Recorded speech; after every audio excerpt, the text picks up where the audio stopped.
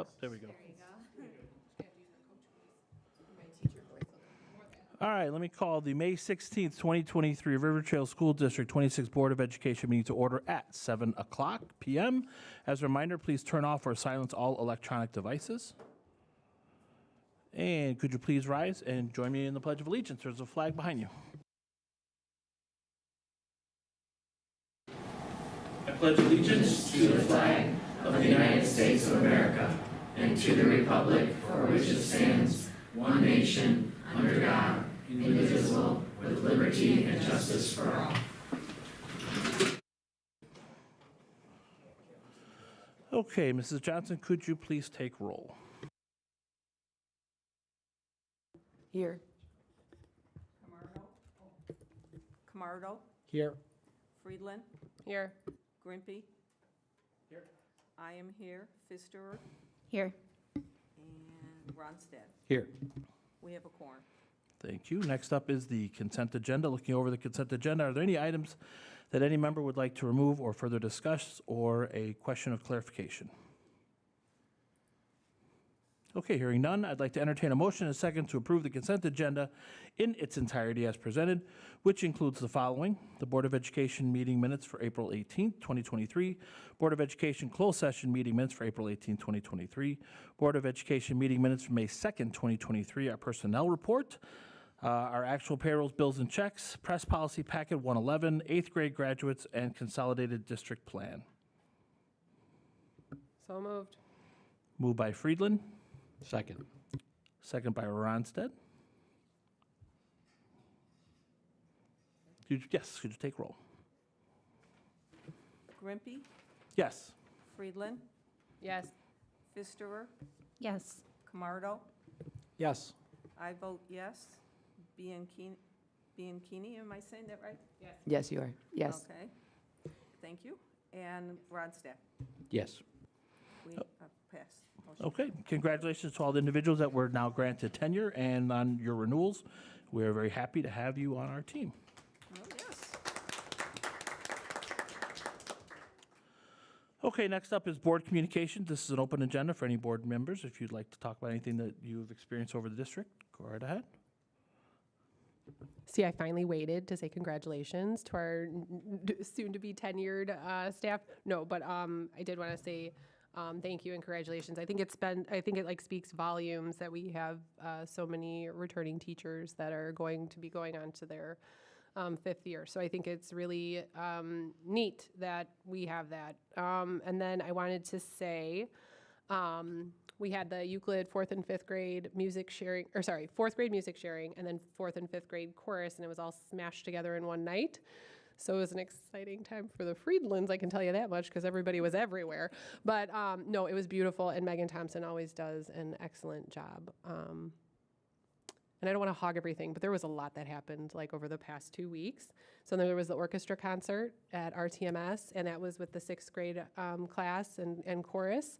And then also they had the fifth grade Indian Grove and Euclid students that came together and had the chance to rehearse one morning and sounded beautiful. So I'm really excited to see that combination next year. Does anybody else have anything? Otherwise, I'm going to keep going. Keep going. I'll go with this Thursday. If you want to see the cutest chipmunks in town, the kindergarten music sharing will be, I believe it starts at 6 o'clock. And there's 2 shows, doubleheader. So double the cuteness. And ice cream afterwards.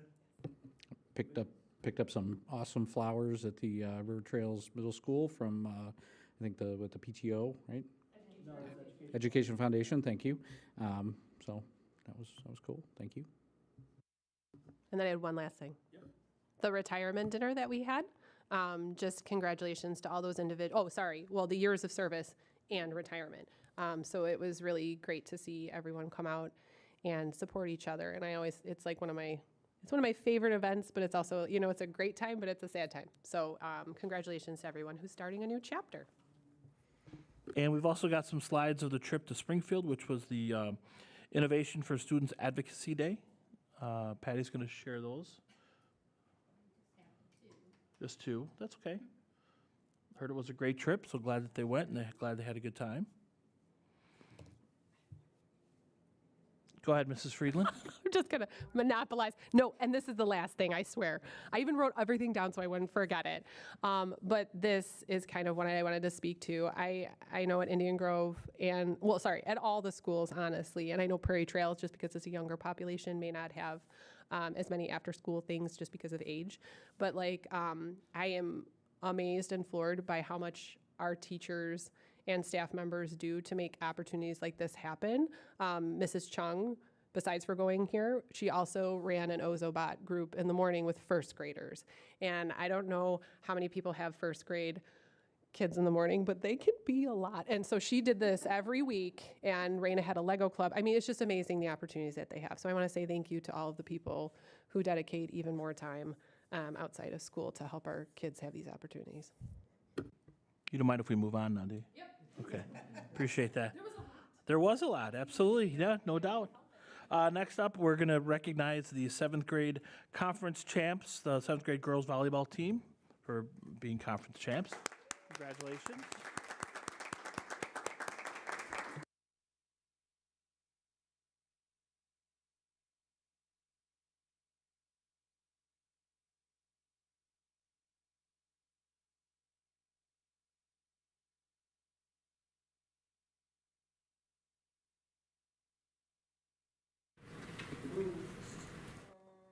Do you remember how many losses? That's sometimes, if you have a good record, sometimes that's easier to remember. No. Okay. Okay. All right, so this will be, what are your girls' names? This will be easier this way. I've got Instead of going through everybody Yeah. who's not here. Giselle. Alina. Faith. Okay. All right, just give me.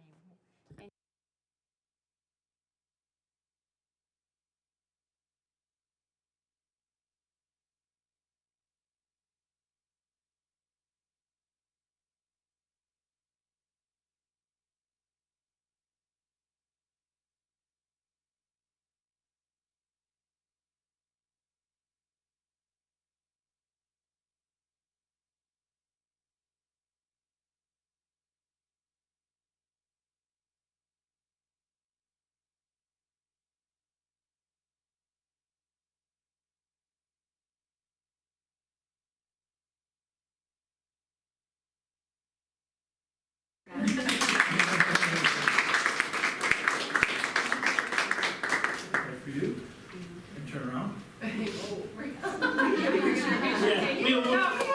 we'll do both. We'll do both. So you're Open it not. up.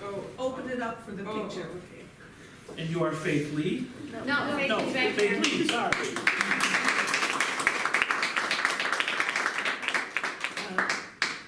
There we go, congratulations. So this young lady had the most important job. She was the manager, so we actually have a certificate for her. So get up here. That's an important job. Heck yeah. You gotta keep Stand the team together. up. You on one side? Yeah, sure. One, two, three. Thank you, ladies.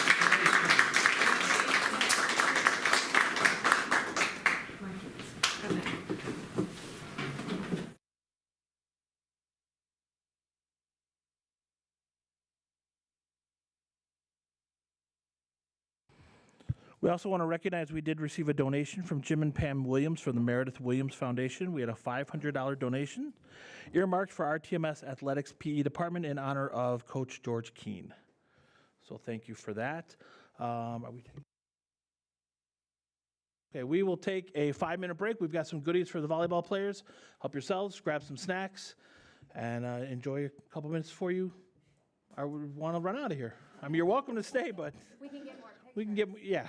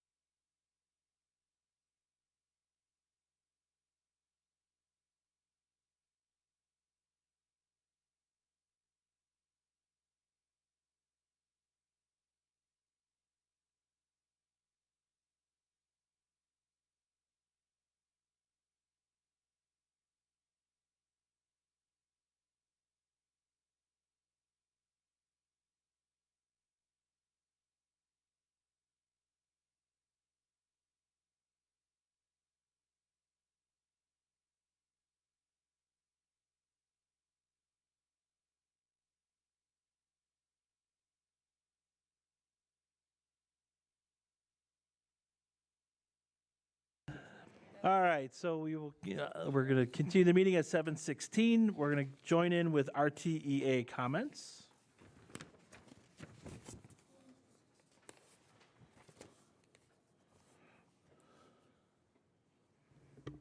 Good evening. On behalf of the RTA, I'd like to thank Dr. Megerly, administration, and the school board for our ongoing working relationship. And as this school year comes to a close, we look forward to our continued partnership to make District 26 a great place to work and learn. Thank you. Thank you. Okay, next up is visitors' comments. At this time, I would like to recognize any members of the audience to approach the board with their comment or question by completing a visitor comment card. Please do note that the board and administration typically does not respond, and if you wish for a response, please provide your name and number or email for a member of the board or administration to get back to you. Speakers are encouraged to limit their time for others to participate, a 3-minute time limit per speaker with an overall 60-minute maximum for visitors' comments. Majority of the board can vote to extend time as deemed appropriate per our standing policy. Any comments? Hearing none. We'll move on to new business, which is Education Services, the Tech Committee report. Matt, that is you.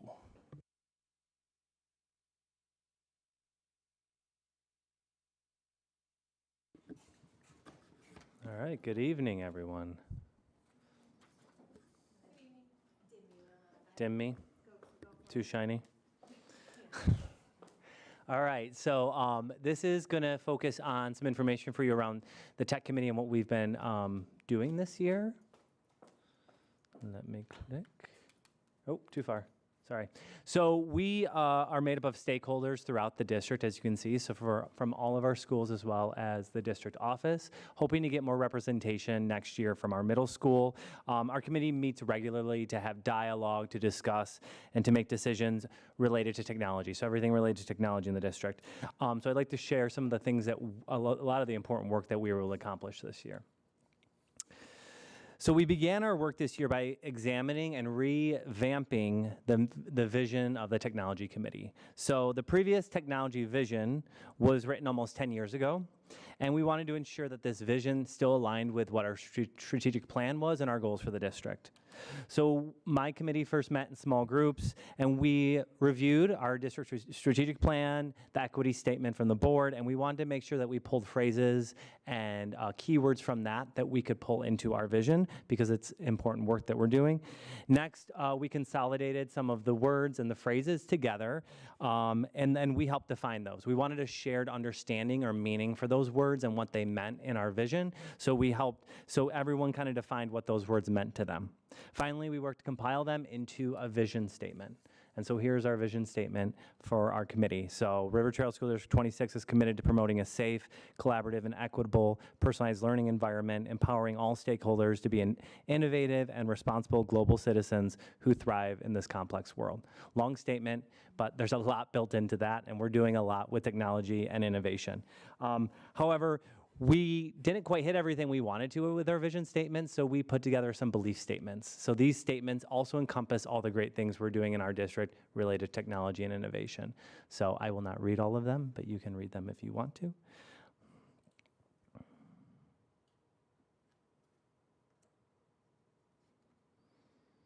So we started here because we really wanted to ground the work that we're doing with the Technology Committee in this vision and in these beliefs as we move forward with a lot more of the work that we're doing. One thing that I was excited to roll out this year was a new grant opportunity for our teachers called the River Trail School District 26 Educational Technology Initiative Grant. So our district really believes in embracing a bottom-up approach to innovation to ensure that our teachers have the tools in their classroom to support the students in their classroom. So obviously, I'm the steward of the resources for technology department, and so I try to do a really good job with my committee's input to purchase things. But I think there are times where some teachers in their classrooms need specific tools to support the students in there. And so this provides an opportunity for teachers to write a grant, an initiative grant to meet those needs. So part of the grant focused on, first of all, how did their initiative align with the district's strategic plan and our goals? So we wanted to make sure that it aligned. What was the target population served by the initiative? Which 21st century skills are they going to focus on? The success indicator. So how did you know that you're successful with your initiative? The budget. So what's the budget the first year, and what's the recurring cost over year 1, year 2, and then training and support that would be needed. And how were they going to share their findings? So we were able to award 5 grants this year. We've spoken a lot about the one up in the left-hand corner, the Ozobots. So Christine Chung did write a grant for the Ozobots along with Jessica. And those obviously you've heard about, they've been able to implement them. And the Ozobot Club was something that came from just them implementing it with first grade. So they're running with it. And actually all of our teachers have been running with these initiatives. The podcasting in the elementary classroom has been great if you've listened to any of those podcasts. So they got hardware for that. We had Soundtrap for Music, which is a music software that allows them to do different musical compilations, and you can also use it for podcasting. Virtual reality classroom, so we got a virtual reality kit for Indian Grove, which is implemented in our LRC as well as our classrooms. And then finally, our multilingual learners at IG got some new technology. Based on the feedback of that, we're rolling out that technology throughout the district. So they're going to have tablets for newcomers as they come in, which they can leverage a tool through Google Translate that will translate their work into their language, their native language. So the work from these teachers is obviously spreading out throughout the district, and it's been a huge success, and I hope to offer, I'm planning to offer it again next year with your approval with my budget in years to come.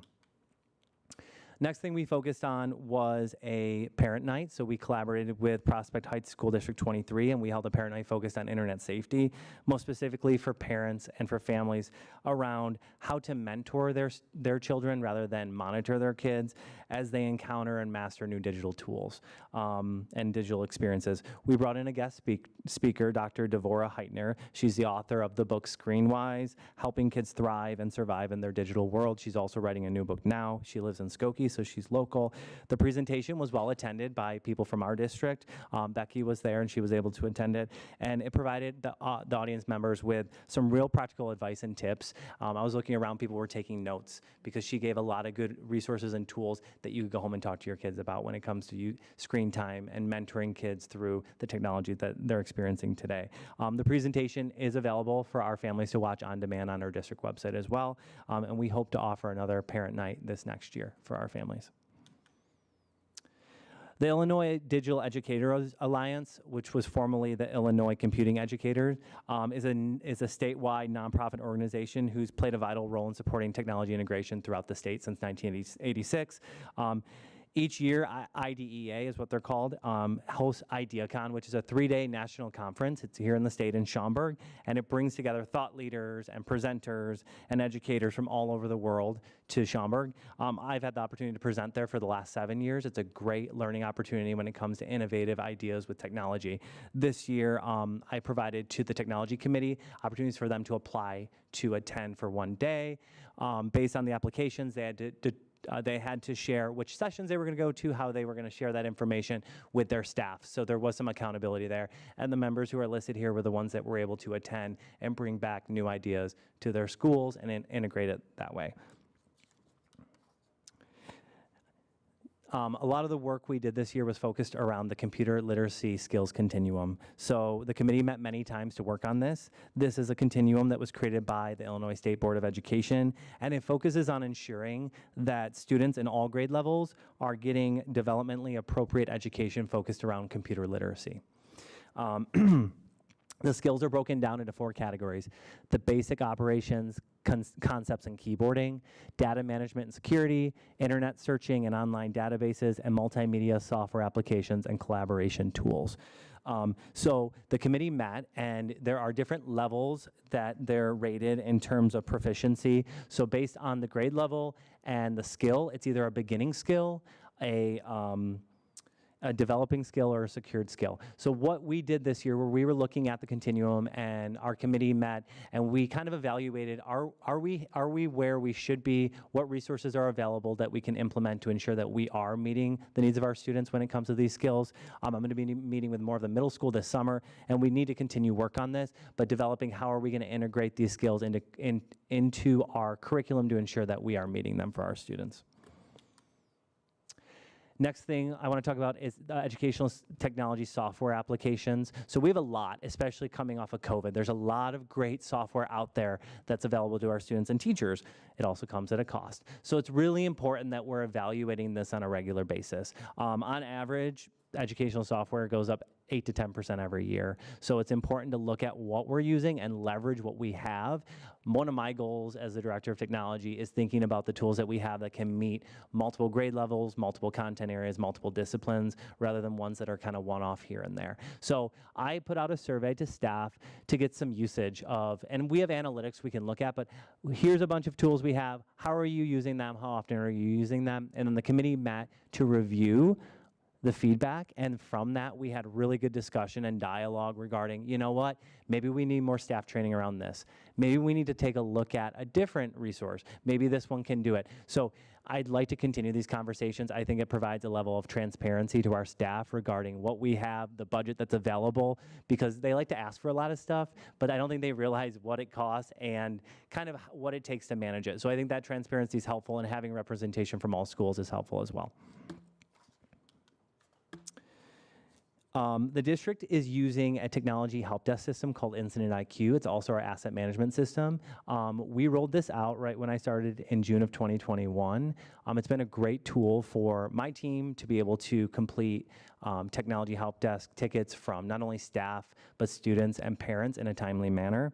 So we really want to make sure it's user-friendly. So the committee met and we looked through all of the tickets, the ticket history, the issues, to try to consolidate it and make it as easy as possible, because our goal is when they need support with technology, put in a ticket, don't email, your responses will get met really quickly, and it's automated. So we're just trying to master this to make sure that it's continuing to improve and meet the needs of our staff. And so far the feedback's been really positive.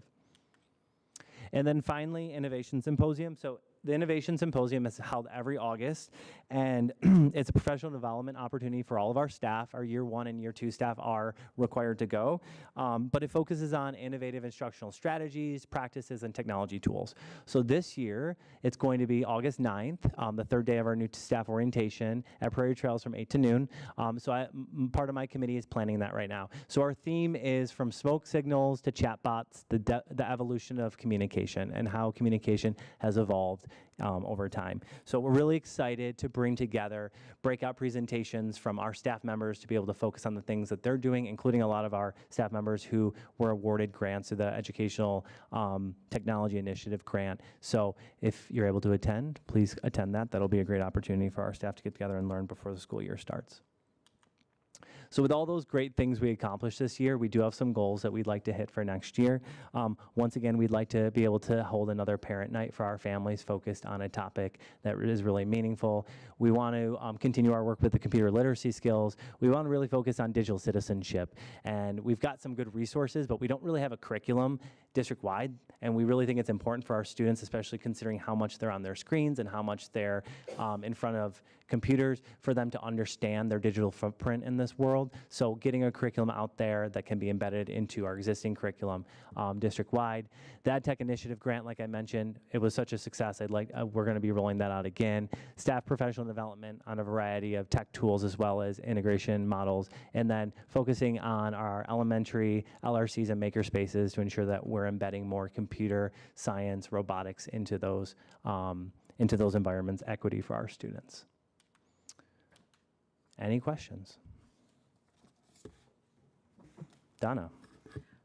Going back to your budget and you're giving people grants, Yeah.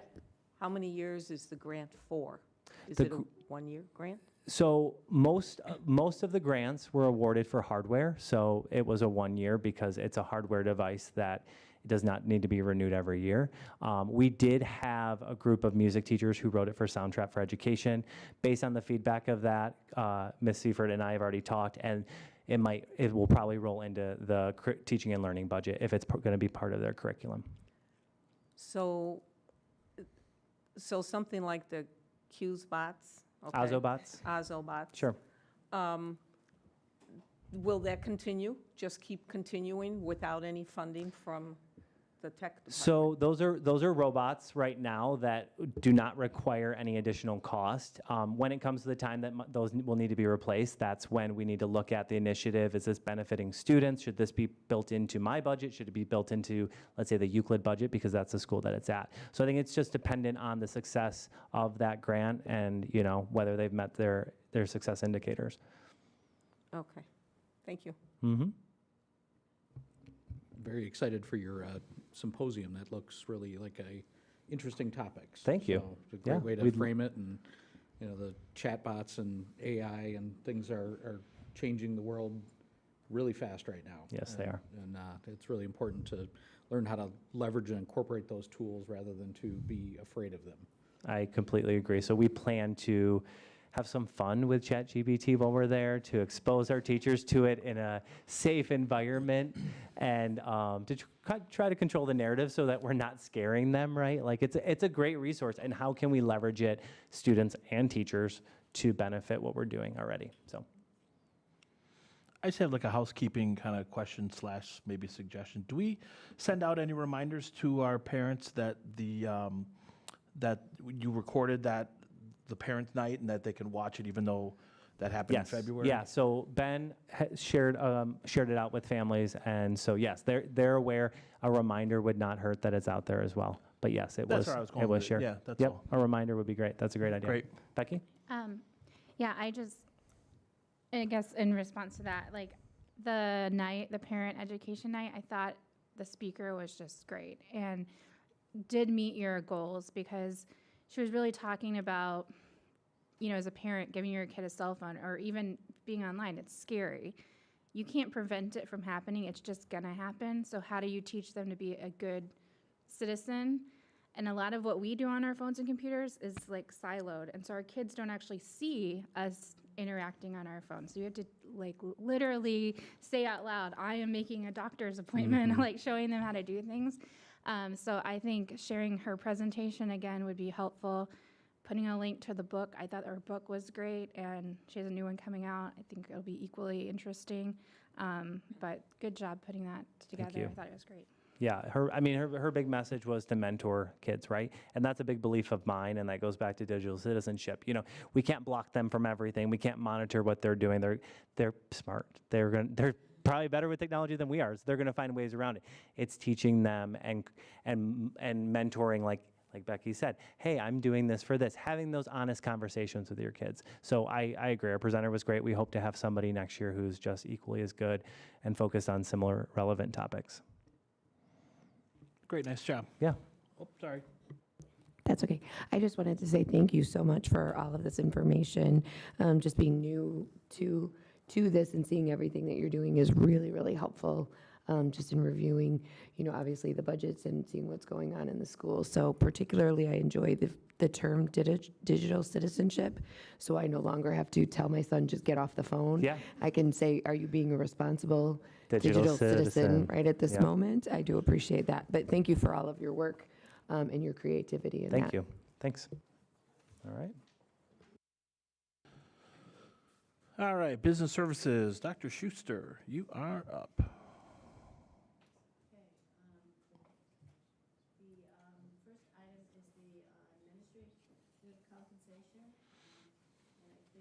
You had reviewed this. Oh, thank you, sorry. First item is administrative compensation, which you had reviewed at the last board meeting. The ranges this year go from a 3 to 5%. I think teachers are getting 4% raise. And Dr. Megali looked at a variety of factors when determining the raises, included valuations, meetings, test scores, responsibility, what our salaries are and what some of the market value of those salaries are, and what has happened in the last couple years. So the rates are, the actual admin compensation is in front of you. And I think that's the first one you need to vote on. Yep. Okay, so the following administration compensation was discussed at the previous Board of Education meeting. Therefore, I'd like to entertain a motion and a second to approve no more than 4% total average increase in compensation from the 22-23 salary schedule for the 23-24 administration support staff compensation. What's wrong? Motion. Are we already? Sorry. B1A, yes, ma'am. All right.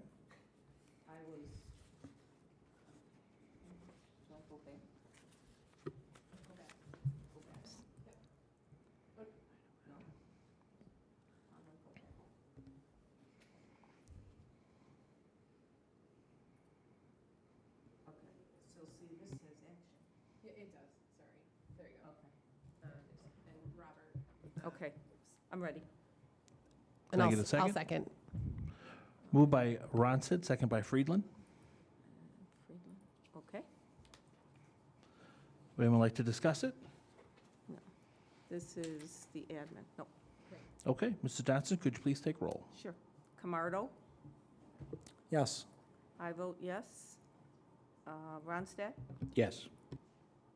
Bianchini, Yes. Friedland, Yes. Grimpy, Yes. and Pfisterer. Yes. Motion carried. Okay, next one. Are we just going into each motion, or you're not presenting? No, I'm Okay, not presenting. okay. Just go through each motion. Sounds good. Yes. Take action. Okay, so now, Donna, we are up to B1B. So the following administration and support staff compensation was discussed at the previous Board of Education meeting. Therefore, I would like to entertain a motion and a second to approve no more than 3.8% total average increase in compensation from the 22-23 salary schedule for the 23-24 administration compensation. Motion. Motion by Ronstadt, Second. second by Friedland. Anyone like to discuss? Okay, could you please take roll? Pfisterer, Yes. Bianchini, Yes. Friedland, Yes. I vote yes. Grimpy, Yes. Ronstadt, Yes. and Camardo. Yes. Motion carries. Next up is the superintendent compensation and contract extension. The following superintendent compensation and contract extension was discussed at the previous Board of Education meeting. Therefore, I'd like to entertain a motion and a second to approve a 5% salary increase for the 23-24 salary schedule and extend Dr. Megley's contract through June 30th, 2026. Moved by Grimpy. Second. Second by Friedland. Anyone like to discuss it? Yes. Are we approving the goals at the same time? We are not. Okay. So we are just approving the contract. Correct. Okey-doke.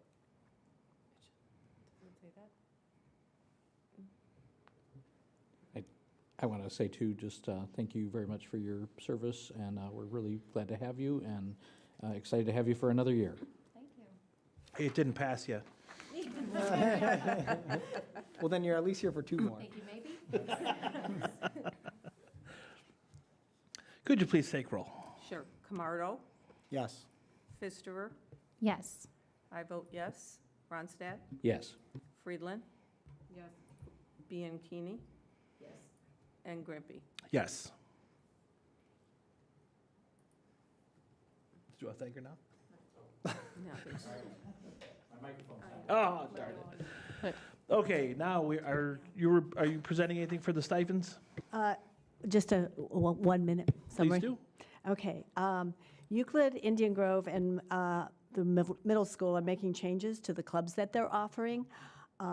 And this is based on student and staff interest. There is no additional cost to this. I don't know if you have to. Yes, ma'am. Oh. Is this a motion and a second, and then we discuss? Yes. Okay, so I'll wait. Okay. I will entertain a motion and a second to approve the extra duty stipends as presented. So moved. Moved by Friedland.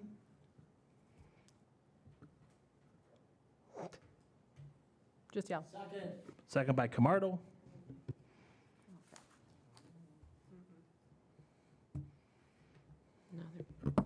Anyone like to discuss? Sorry, I was making sure mics That's are okay. working. I was just curious, what is a new club?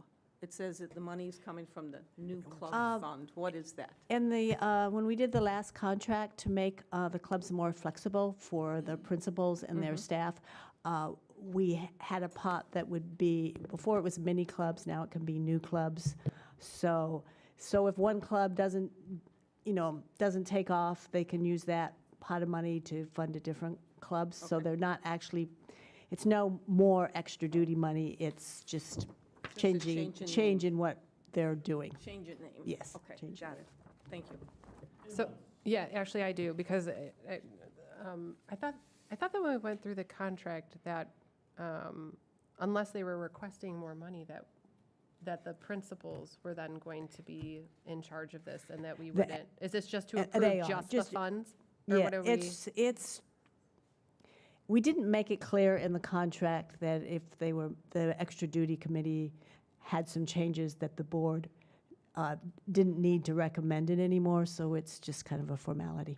The principals are making that. This is just a formality. Oh, okay, because I was going to say, I'm like, because I thought that was part of us taking like a step It back, wa- where we're it just wa- doing the It pool. was, but the language in the contract is a Was a little little unclear, so ambiguous. we're going to do this as a formality. Okay, Yeah, I Okay, think it thank you for came the to Bob and clarification. I first, and then we approved it, or we countered, and then once we agree, then it comes to you guys. So I have two questions. The first question is there been issues about getting people to take on these positions, or? Not to my knowledge. I don't think so, and I know the principals just asked for applications for Okay. some of the clubs, but those usually roll in. Okay, so my other question, I very much appreciate that the stipends did not go up, but understanding that this is also compensation, I'm not opposed to it going up on some percentage basis over so this is over written time. into the contract, so this is something that we can't really adjust. The only thing that you can do is add more clubs if you would decide to add Okay, more all these positions. rates are The actual negotiated rate in is, the is contract. already in the contract. Okay, all right, well.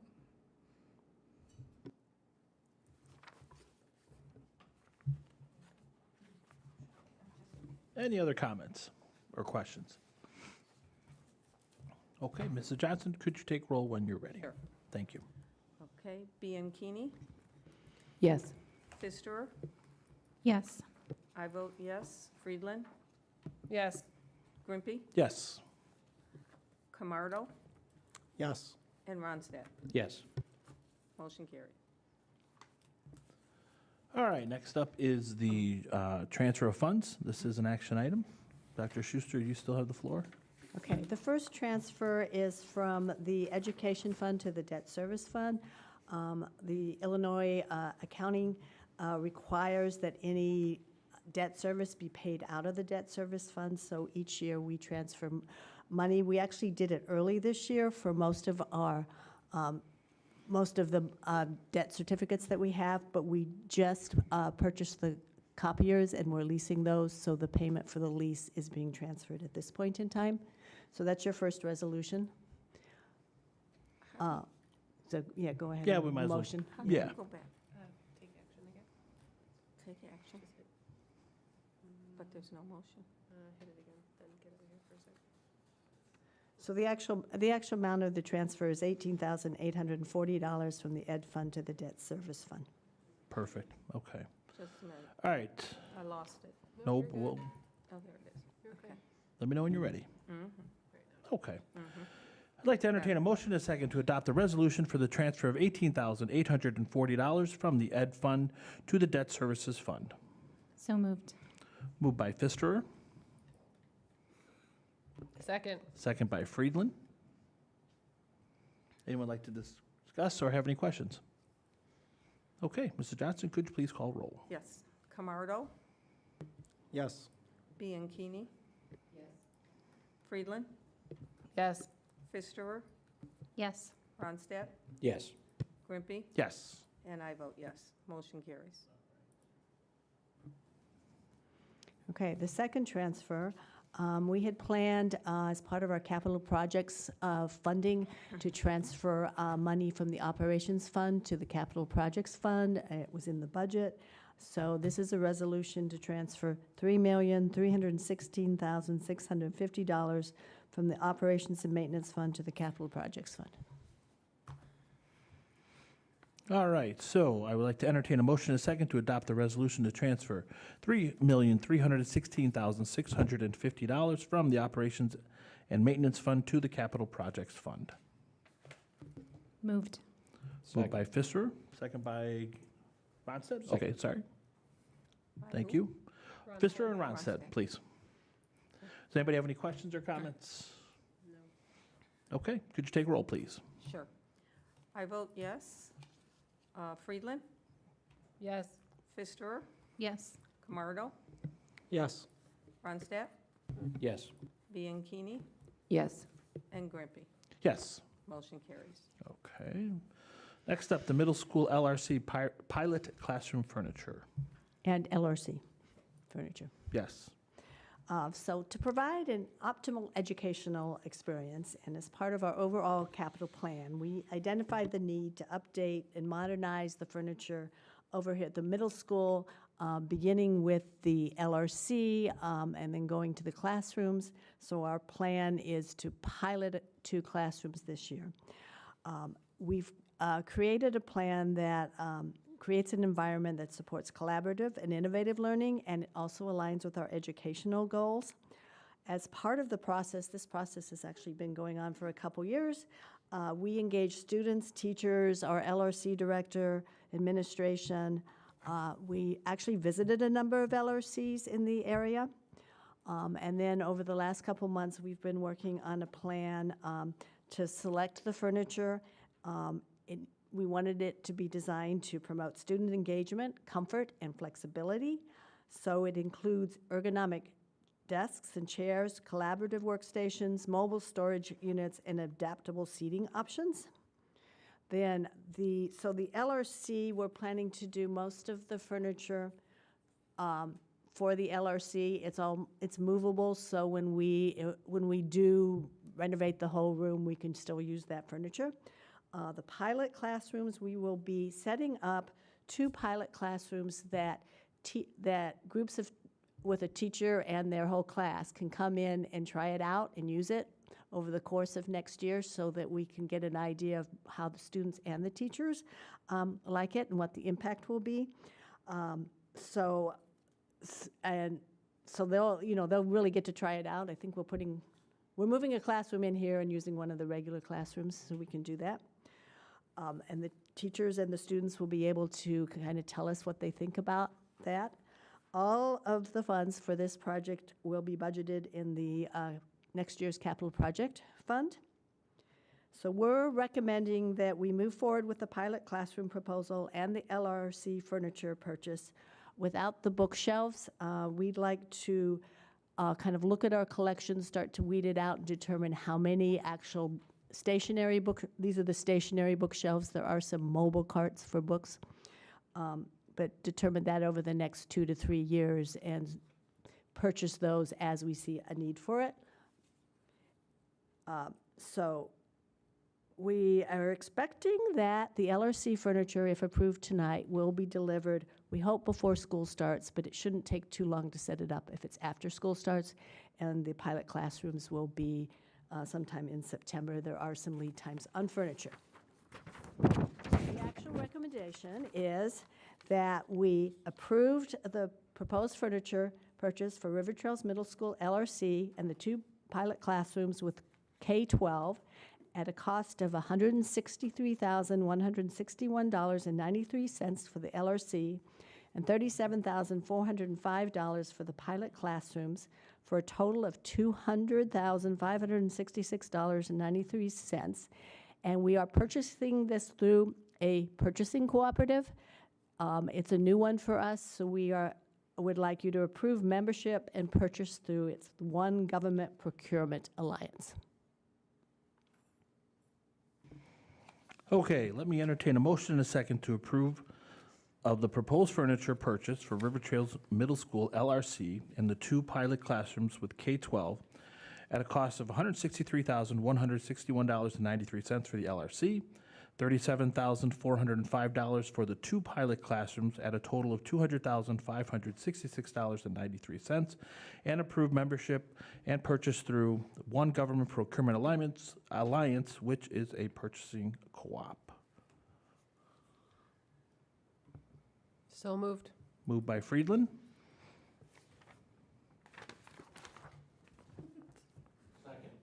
Second by Ronstadt. I do have one question before we vote. What happens if, in the pilot classroom, if the students don't like it? Are we stuck with it? And what do we do with it Well, we then? would be stuck with that furniture, but it can be spread out over the whole school, or, Spread out the pain. yeah.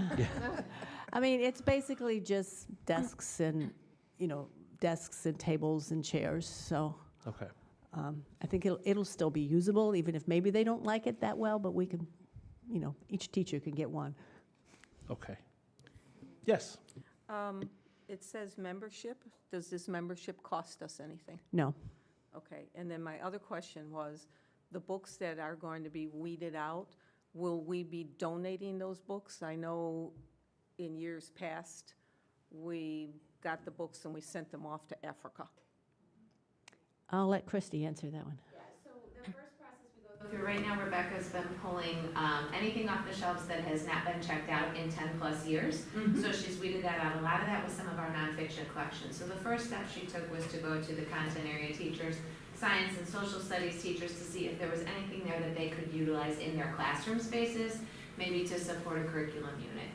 From there are a lot of repositories both in our area, in Chicago, in the inner cities. That Bernie's Book Bank is one in particular. Some of our students at home who don't have a lot of books at home, we can gift those to home so that they have more literature in their homes.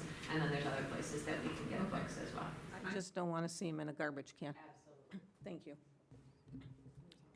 Mount Prospect Library. All right, They take them. sorry, Sorry. I was just saying the Mount Prospect Library always takes them. okay. Questions? Yeah, I got a couple here. At almost $19,000 a classroom, this is going to set us up essentially to make decisions on future furniture for the rest of the classrooms, correct? Yes, and it's more furniture than we would probably buy for a typical classroom because we want to try out some different types of furniture. So this might not be exactly what you see coming back when we want to do the other classrooms. Okay. Where would those funds come from? Are they budgeted and planned? It's part of our capital project plan Okay. for all three schools. Okay, so the money that we would, if they select all this furniture, not $19,000 per classroom, is already budgeted for to be put into all the classrooms? Yes, at River here at Trails the middle school, yes. Okay. And my second question is, and I know furniture is expensive, and I know how important it is to, to the learning environment, but as part of this selection process, how do you fit in pricing and the cost of the furniture and part of your selection criteria?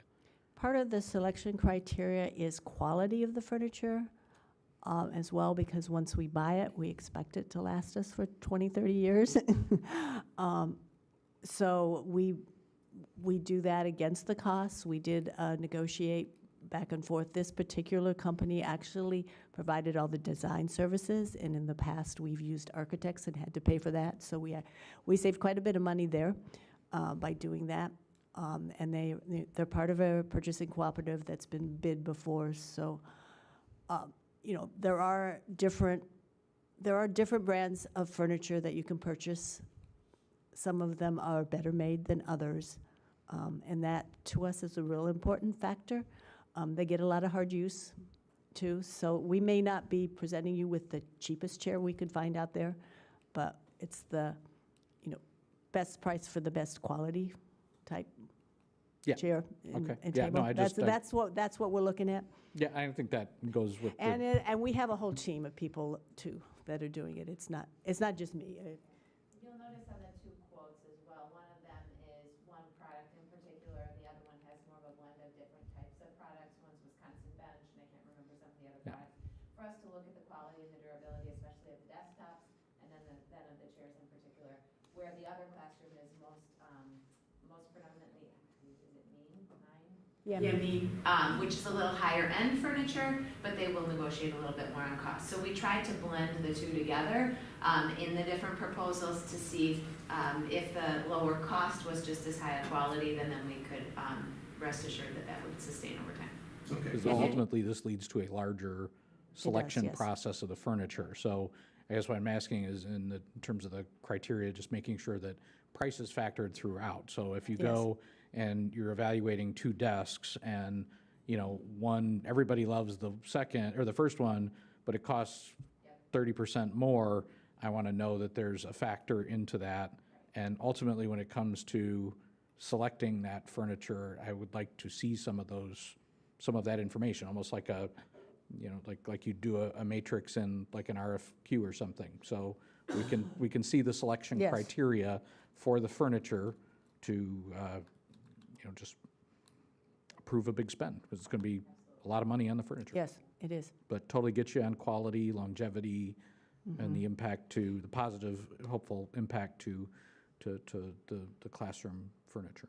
So, thank you. We started this process about 4 years ago, pre-COVID, and we ran 4 pilot classrooms here, and we learned very quickly, like ergonomic desks, regardless of how much we spent, what quality we bought, the cylinders were breaking constantly. So you'll notice in this, I think there's only 2 ergonomic desks in the model. I don't You know mean if I'm stand- I'm sorry, stand. The stick. the ones that. Down. Hydraulic, yeah, the hydraulic desk. So we've really limited that in these proposals. We know some kids do need to be able to move and stand and have more flexible seating, but the quality wasn't necessarily there for us. So we've incorporated a lot of what we learned over the course of the last few years into this as well. And we have put new furniture over in the elementary schools for the second, third, fourth, and fifth grades, and then also the kindergarten. So we've been doing this for. Yeah, I know, but I'm still stating Yes, that. yes, and that was. Those same, as a board member, and you know, these are tax dollars we're spending here for our kids. I just want to make sure that it's understood and presented to us in a selection criteria for a larger spend. That's what I'm asking for the next approval of furniture on this endeavor here. So being a former office furniture buyer, I can tell you we're not buying the Cadillac, like, you know, which is something the analogy we've used in the past, but it is a very reputable brand. Yeah, and like I said, I know which I was furniture. glad to see. I want to, I know the brand that we're buying. It's known for its quality and also not top of the line because it's not necessarily needed. So Yeah, and I know that the administration and that the practices in place here are very much orientated towards value and responsible purchasing, but you know, that's big money. You know, $19,000 for furniture. It looks like, you know, putting that into context that you're going to use it for 30 years, or potentially use it for 30 years. That you know, that it's a one-time capital cost for at least 30 years. But you know, just I get it. I know that I want to make sure that you know, again, for the public and for us, that's just said out loud, that it is definitely done in a financially or fiscally responsible manner. I have it. yeah, This just came up, but after this conversation here. So the manufacturers that we would be purchasing from, are they part of this procurement alliance? Or when you go to purchase those, will you have to get bids then from the people who carry that brand? No, K-12 is a furniture distributor, and they distribute all these other companies, like Mean is the manufacturer, but we have to go through a distributor in order to purchase it. And K-12 has done the bids through the purchasing cooperative. Got it. Okay, got it. most of the manufacturers don't sell direct. Okay, understand. I just also wanted to point out that, like, the furniture is one price, but when you actually look at the bid, like, shipping and freight is a Sure. huge It's a chunk huge- of that. it's a huge So, like, chunk. when you say we are buying expensive furniture, but when you gotta look at, like, the upfront cost of it was shocking to me, but I mean, I get it. It's like you can't, your hands are tied, you have to, it is what it is, but, oof. It's funny how little numbers start to add up. Yes. No doubt. Yeah. No, well, I mean, a chair, right? Okay, so it was Friedland and Ronstadt. Yes. And anybody have any other questions or comments before we call roll? Thanks for everybody's comments. Those were insightful. Okay, could you please call roll? Yes. Thank I you. vote yes. Friedland, Yes. Ronstadt, Yes. Grimpy, Yes. Bianchini. Yes. Camardo Yes. and Pfisterer. Yes. Motion carries. All right, next up is the committee reports. Starting off with the Student Wellness Committee. Mrs. Friedland, you are our representative. Yes, I want to say that Kelly was nice enough to give me notes from our meeting, so that was very thoughtful of her. But it was actually, it was really insightful, and it was a really great meeting. It was right after school today. But the 6th and 7th grade math teacher, so Ken McCullough, he ran a survey throughout the school to see what students knew about healthy eating habits, like breakfast, lunch, availability, and a bunch of different items, and distributed those, and then got the survey results back. And in his math class, he ran, I'm going off script here already, he had the students running the data to find different correlations and to figure out like what percentage of people knew, you know, that they could get lunch in the morning when they're walking in the door. And I think the insight that he gave was absolutely wonderful, because what you take away from that is that there are lots of students that don't know about their options, the offerings. You know, people aren't really sure. One big thing was like snacks in the classroom at the elementary level, which is, you know, I feel ignorant to this, but I don't have a middle schooler yet.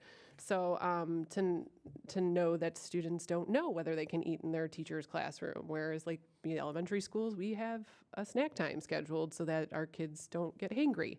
So I think it was really interesting that he took a very current subject where we talk about food insecurity, and sometimes, you know, free and reduced and all these different levels of information. And it was interesting to see how he embedded it into his math class and how he made something super relevant for the kids. That is an issue that we continue to struggle with, not just here in our local community, but, you know, farther reaching. The other thing we talked about was Zach Scipione and then John Sirocco. They both talked about the transition from, we used to do jump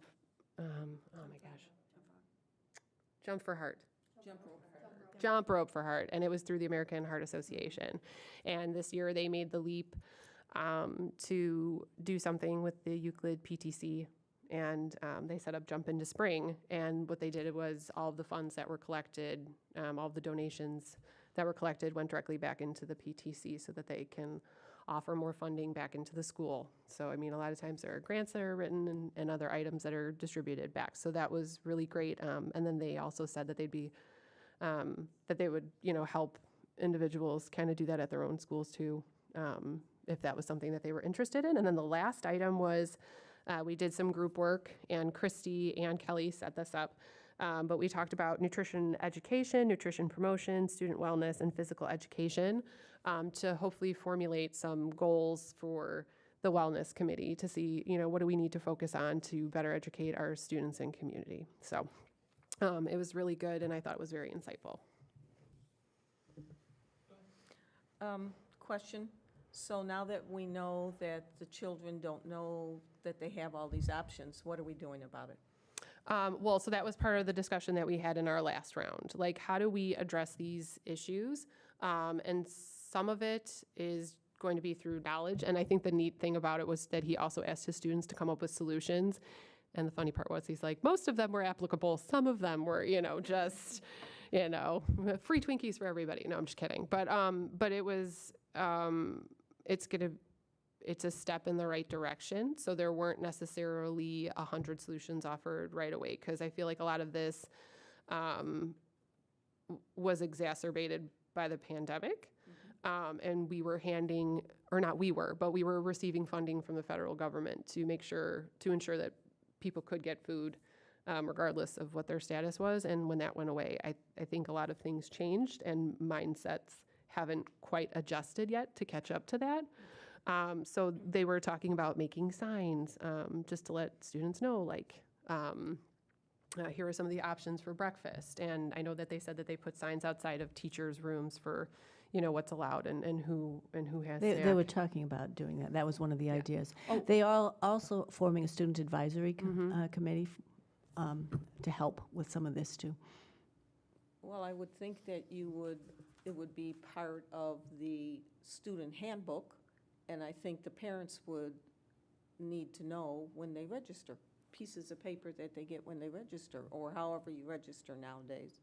I mean, the parent is going to be the one to say, Johnny, don't forget, when you get to school today, do a grab and go, walk through the lunchroom and pick up an apple and a yogurt and go to your class.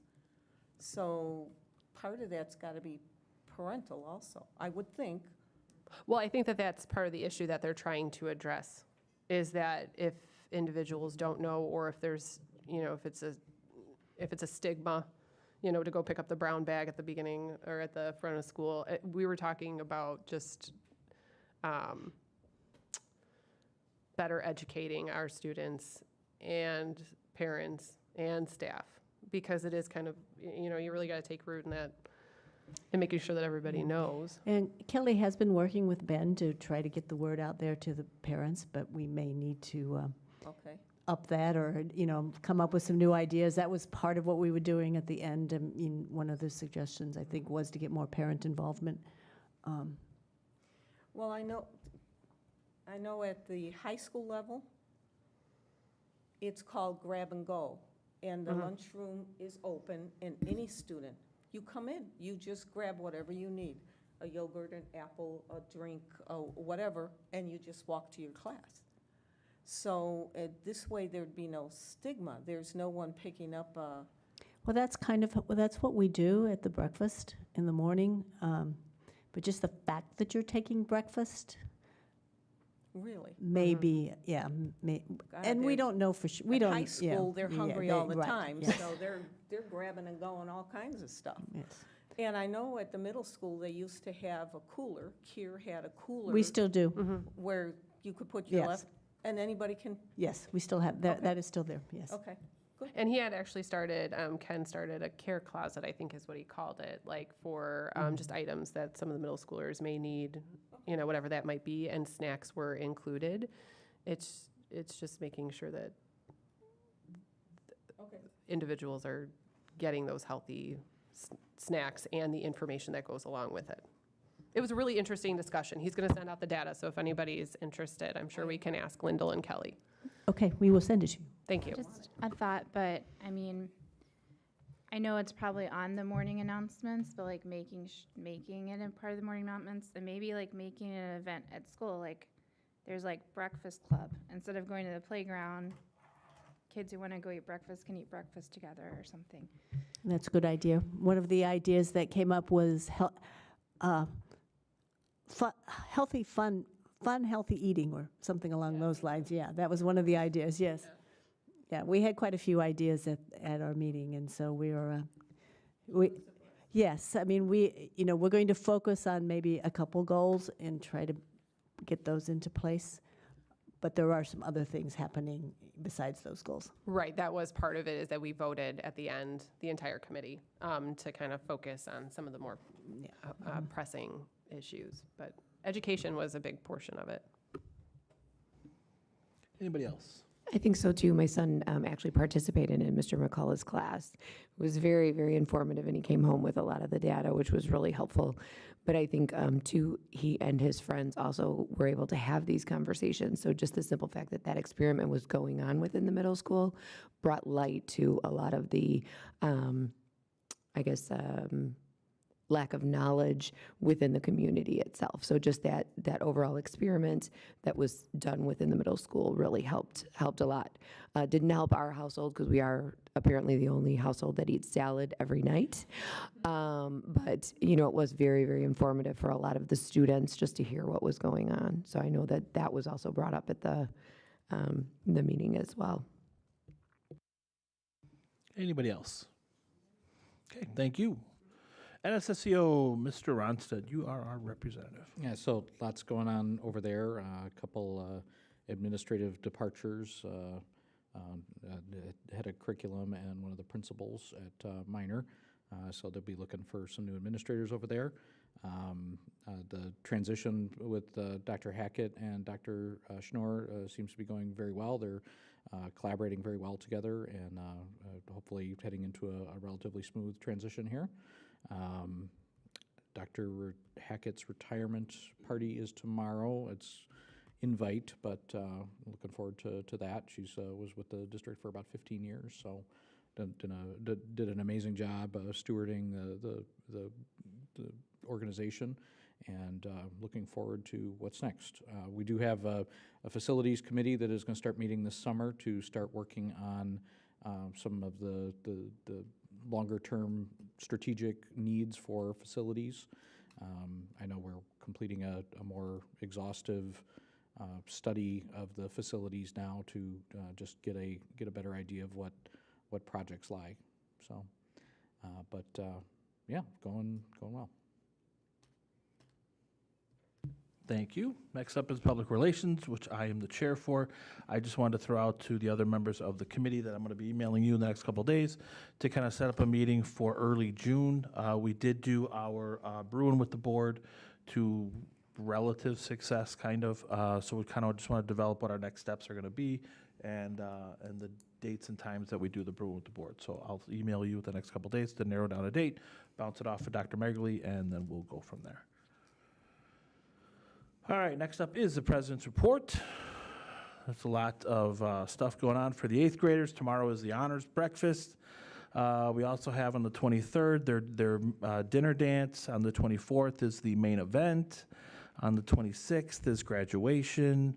We've got on May 31st is the last day of school. Then we have our day with the dogs. And then we will see you guys back on June 20th for our next Board of Education meeting. And that is everything that I have. Superintendent's report, Dr. Megley, you are up. Okay, I have 3 completely unrelated items. The first one is we've settled on board meeting locations for the upcoming calendar year.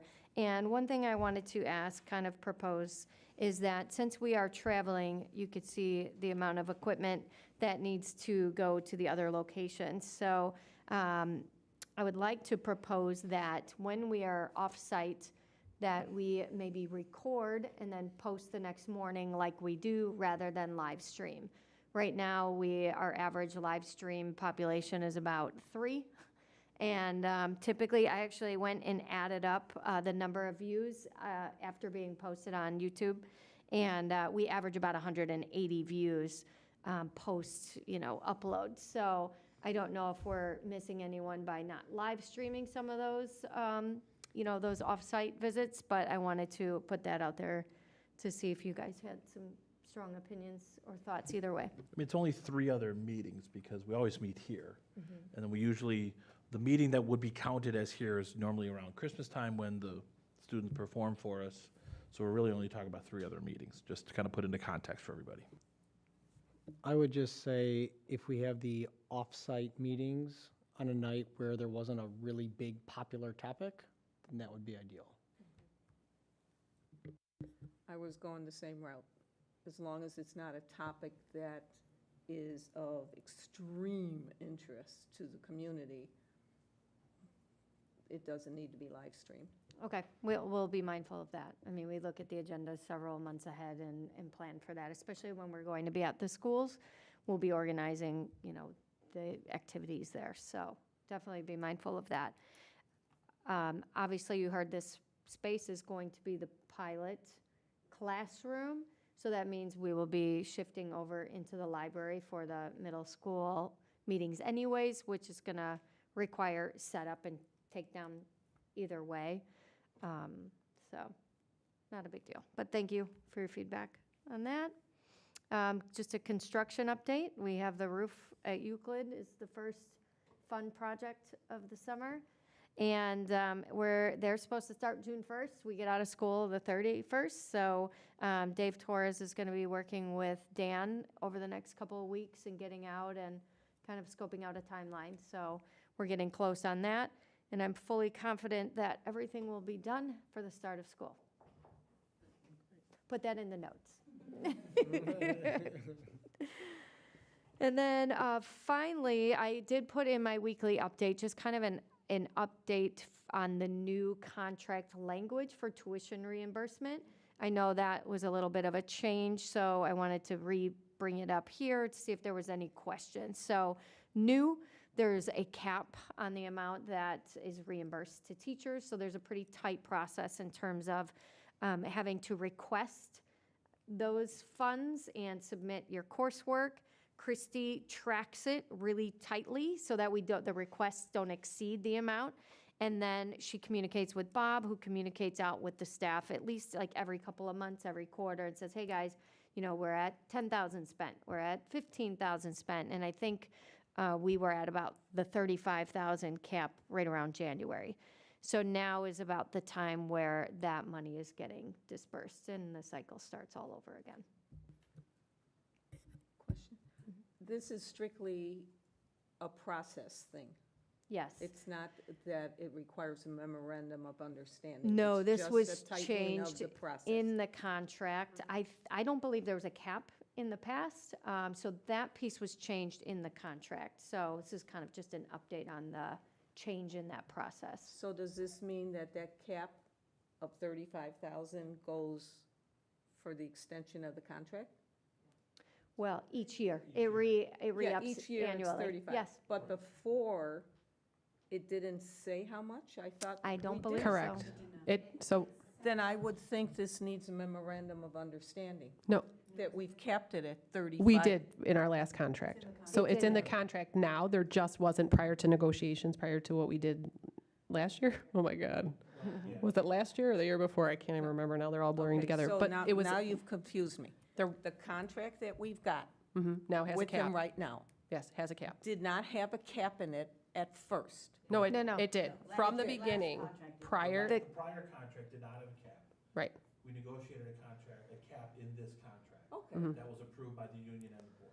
okay, so. So this is the first year that we've executed this cap, Okay. this process. Oh, So so it's. we're good. We're back to Yes. it's a process. contract Right. prior. Got Have an update near the end of the year to make sure that we're following the procedure, that do we have any unused monies? Did we run Got it. out? Things like that. So Okay, this is just got kind of a recap on the. Okey-doke, I understand now. Thank you. Well, that and the whole process was revamped because we talked about having just state-approved schools and ISB. It was, yeah. Yeah, some so there was a other lot that pieces went in tightened up. there. Okay. And that's all I have. I have a really quick question about the Euclid roof. So are they still having that garden open with the community plots? And if so, are they going to be able to access it? Yes. Yes, and yes.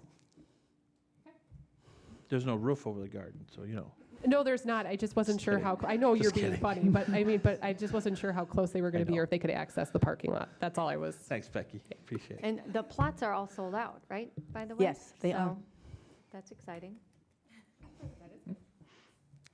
Okay, next up, we had a FOIA request. Thank you, Patty, for taking care of that.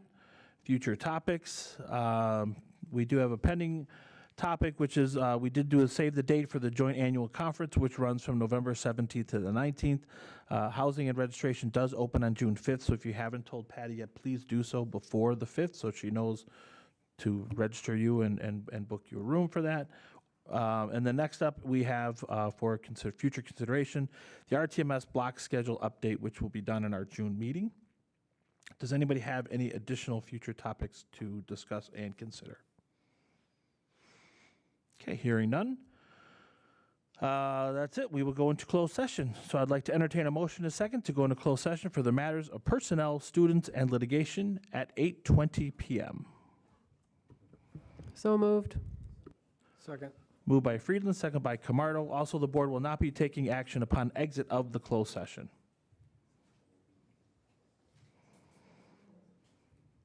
And Mrs. Johnson, could you take roll? Sorry, I was taking notes. Yes. Yes. Yes. I vote yes. Bianchini, Yes.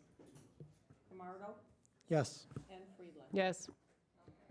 All right, we'll take a 10-minute break and then go into closed session. Smoke them if you got them.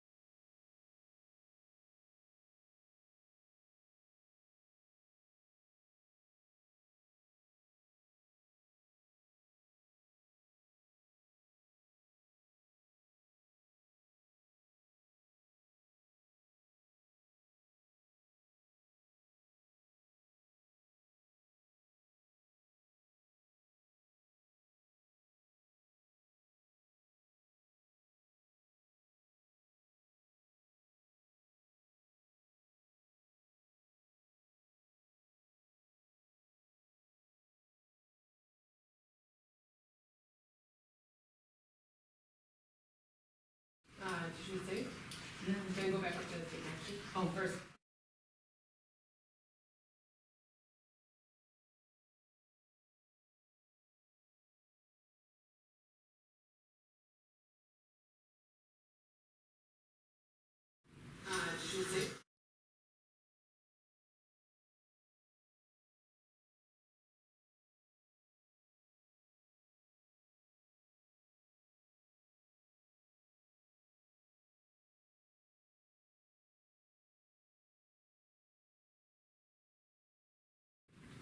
We need to elect a Smith next time around. Those Italian names get you. Okay, good meeting. We got a lot going on for the end of the school year. I hope everybody lives through it, lives to see another day. Hope you can all juggle your schedule accordingly. Let me get a motion and a second to adjourn the regular Board of Education meeting at 9:03 p.m. So moved. Second. Moved by Friedland, second by Pfister. Okay. Bianchini? Yes. Grimpy? Yes. Fister? Yes. Camardo? Yes. Friedland? Yes. Ronstadt? Yes. And I vote yes. And we're out. We are adjourned. Does anybody have any questions regarding graduation?